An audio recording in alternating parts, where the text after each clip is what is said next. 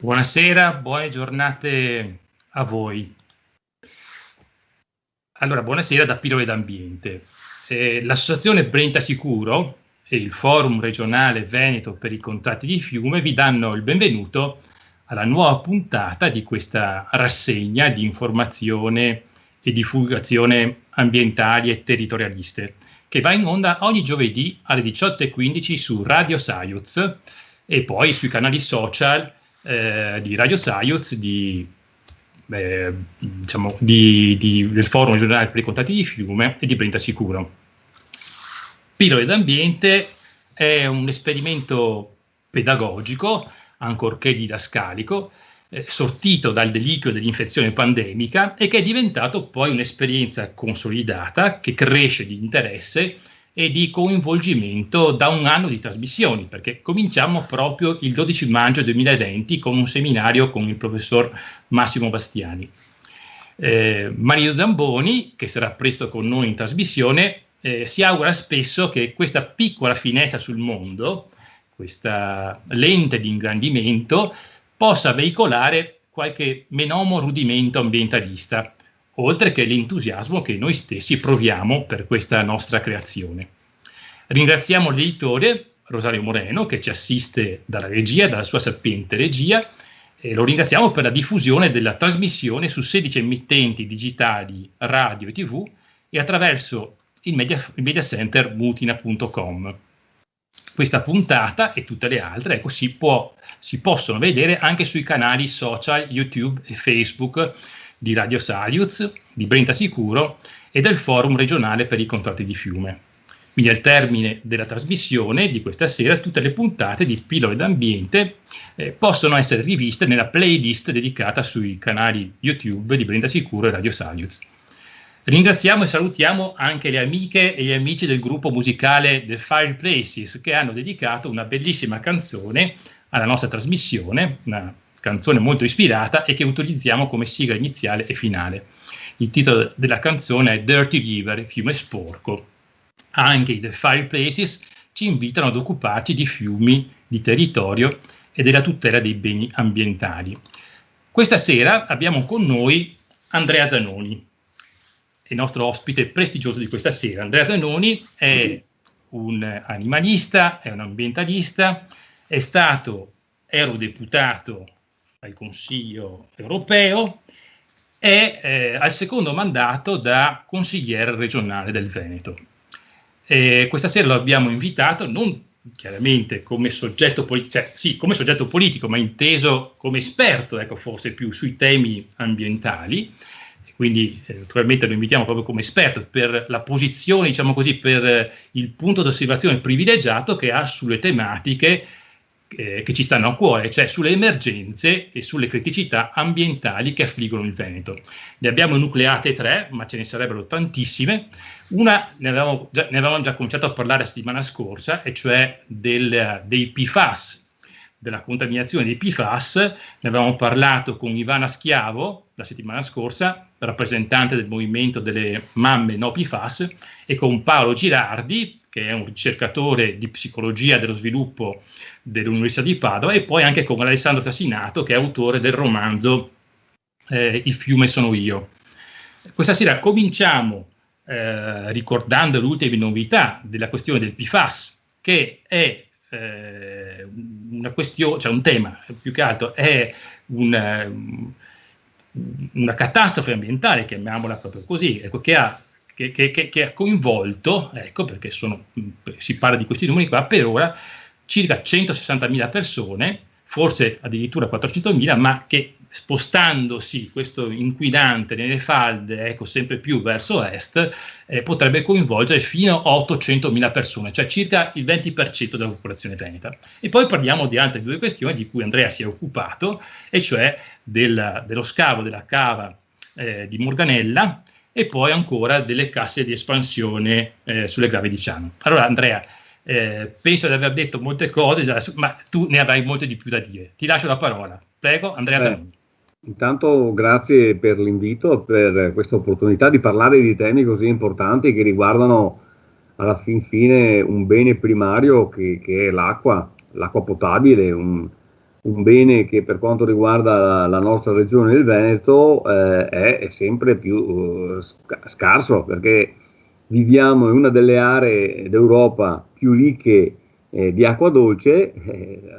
Praticamente potremmo dire che ovunque fai un pozzo a qualche profondità trovi l'acqua, ma abbiamo questo bene prezioso che è sempre più inquinato, con centinaia se non migliaia di casi più o meno grandi di inquinamenti da sostanze chimiche, da industriali, agricoltura e quant'altro. E per quanto riguarda la vicenda dell'inquinamento dalle sostanze perfluoroalchiliche, i cosiddetti PFAS, è una cosa che seguo veramente da moltissimo.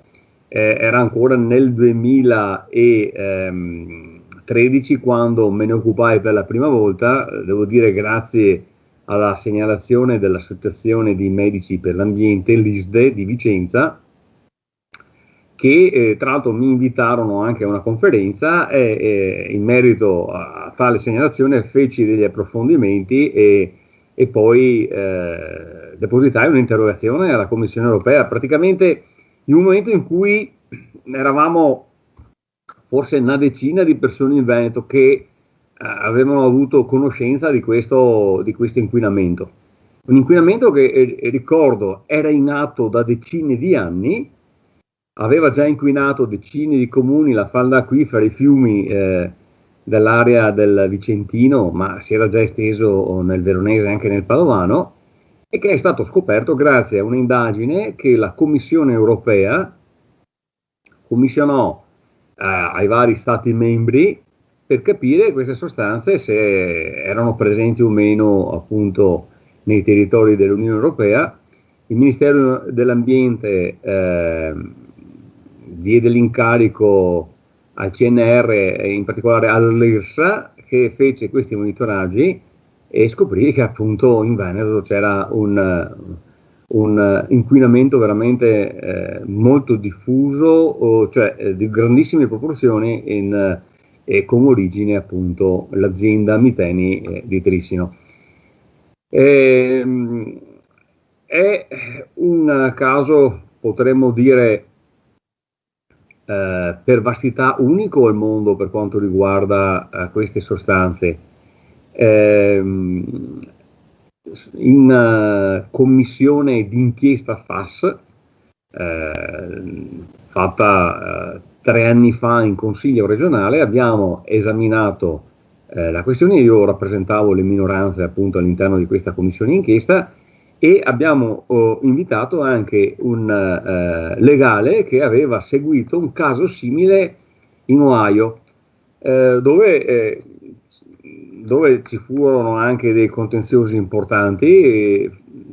I cittadini coinvolti erano, pensate, 10.000 calcolati, e che dire, per quanto riguarda invece il Veneto si parla di 300.000 cittadini, si parla di 70 comuni interessati dall'inquinamento delle falde acquifere, dei corsi d'acqua, e per quanto riguarda i cittadini si parla di circa 300.000 cittadini col sangue contaminato, alcuni in maniera molto più grave, altri meno, ma i numeri danno proprio l'idea di quanto questo inquinamento abbia coinvolto le popolazioni, andando a toccare non solo l'acqua ma anche le sostanze alimentari.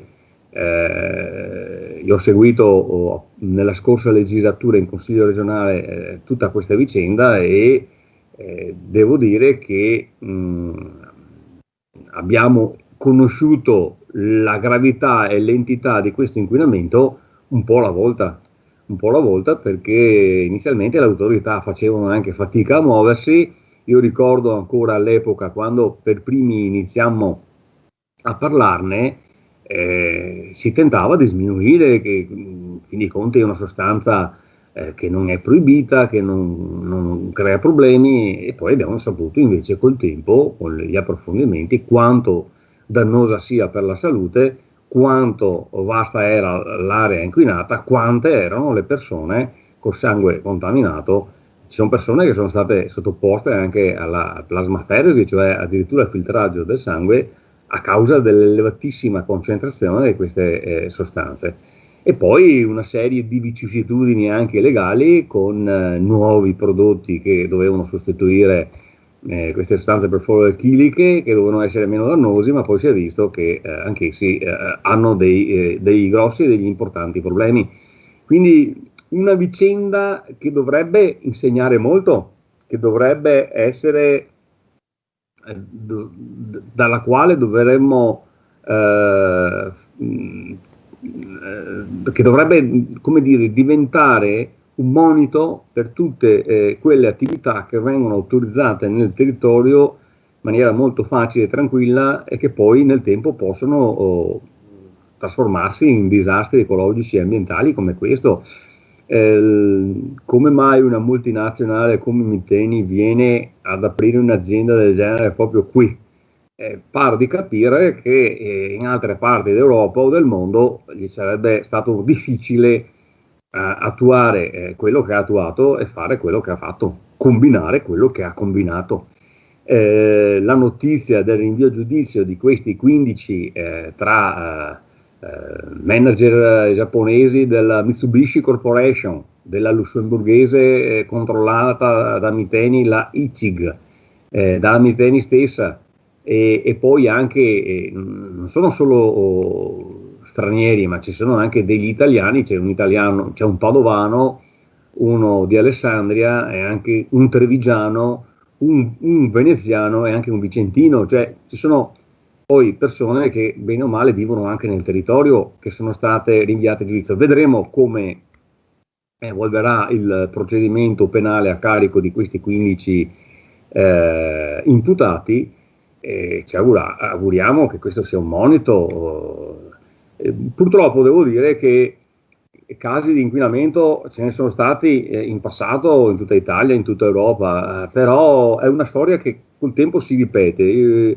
Le normative nel tempo diciamo hanno avuto una certa evoluzione. In Italia abbiamo avuto la legge sugli ecoreati, uno degli ultimi stati membri a prevedere sanzioni più pesanti in materia di ambiente, quindi siamo arrivati, devo dire, in ritardo.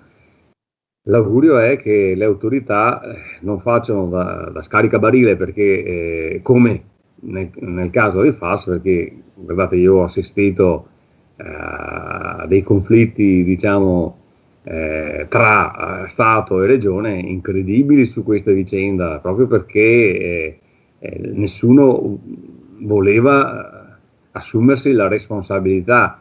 Resta il fatto che una regione come la nostra, da 5 milioni di abitanti, un tempo definita come locomotiva del nord-est, candidata all'autonomia, a ritrovarsi con un inquinamento del genere che ti viene scoperto dal Ministero di Roma, è stato uno smacco, io credo, uno smacco piuttosto grande, e quindi bisognerebbe che anche la politica locale operasse di più, lavorasse di più a tavolino, prevedesse di più, si dotasse di strumenti anche normativi efficaci, utili a prevenire il tutto, evitando tante chiacchiere, perché io vedo che si fanno ancora tante chiacchiere, si fanno chiacchiere a tutti i livelli, però bisognerebbe fare meno scena e lavorare molto di più, rimboccarsi le maniche, anche se questo non paga mediaticamente in termini di consenso. Purtroppo viviamo in un'epoca dove deve essere tutto sparato in televisione, perché altrimenti non conta, e questo non aiuta sicuramente a attuare un'azione amministrativa e politica seria di previsione di incidenti inquinamenti come questi. Questo per quanto riguarda la questione delle sostanze perfluoroalchiliche. Dopo non so se volevate fare ulteriori considerazioni, perché credo poi che sul filone dell'inquinamento Miteni sia bene spostarsi sui temi di cui parleremo, come l'approfondimento sotto falda in una cava di ghiaia nel Trevigiano, e la realizzazione di una mega opera in un ambiente naturale tutelato dall'Unione Europea come le Grave di Ciano del Montello. Allora, parleremo anche di quello adesso. In realtà, naturalmente, in questa puntata riusciremo sempre a darne un po', forse un'enunciazione, ecco, sintetica, perché naturalmente ognuno di questi temi e anche tutti quanti gli altri, ecco, cioè, le emergenze ambientali che affliggono il Veneto sono tantissime. Permettimi di ricordare appunto queste due, anzi una questione che hai già evocato tu, e cioè che appunto la settimana scorsa, cioè lunedì scorso, sono state rinviate 15 persone a giudizio per l'inquinamento, no, da PFAS, e quindi questo inquinamento prodotto dalla mitenia, ecco, e che ha, ripetiamo, per ora contaminato, come mostravamo prima, sulle 300.000, 400.000, ma potrebbero diventare molti di più. Poi l'altro tema importante, che considererei interessante, è questo, diciamo, l'ultima, come dire, elemento di novità, e cioè che c'è questa correlazione, fra l'altro, fra la contaminazione da PFAS e la mortalità anche da Covid-19. Quindi giusto ieri sera, naturalmente noi non siamo degli specialisti, però vedevamo anche questo aspetto qui che ci induce ad una riflessione, no? Cioè dire che lì dove ci sono, la popolazione è contaminata anche da PFAS, la mortalità da Covid-19 aumenta del 60%. Allora, noi abbiamo già, non so se sia legato a questo, però ricordiamo, aiuto. Ci siamo? Sì. Sì. Ti sentiamo. Sì, avevo perso la tua immagine. Ecco, no, dicevo appunto, a parte il fatto che appunto nel mese dicevamo, e ho visto che anche tu l'avevi segnalato, nel mese di novembre, e anche Report, mi ricordo forse Report, sì, se non sbaglio, no, aveva messo in risalto il fatto che in Veneto avevamo avuto 2.000 morti in più rispetto alla media nazionale.